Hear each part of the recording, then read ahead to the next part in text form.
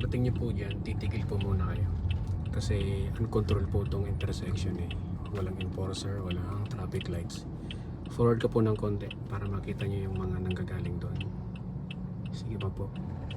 Okay, stop po muna. Ayan, check naman dito sa kanan eh, may mga trucks. Tapos doon po kayo mag-focus kasi medyo diyan po nanggagaling yung ibang sasakyan. Sige. Galaw po kayo ng konti-unti. Crawling lang.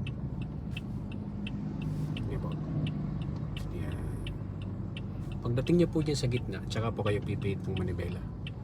Ayan. Observe lang po kayo dyan.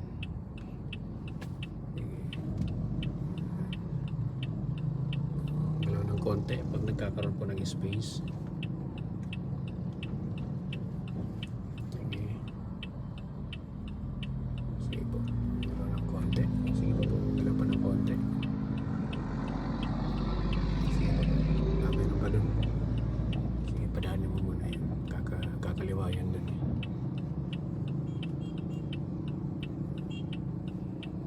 So ito yung busy na intersection na dapat ay kailangan nyo mo mag-check ha. Kasi marami pong mga paparating dun sa kabila. Hindi po galaw, wala na dun. Yan, dahan-dahan lang. Huwag nyo lang lagasan ng sobra. Okay, turn pa po. Yan, tapos balik nyo po ng isa, dalawa. 1, 2.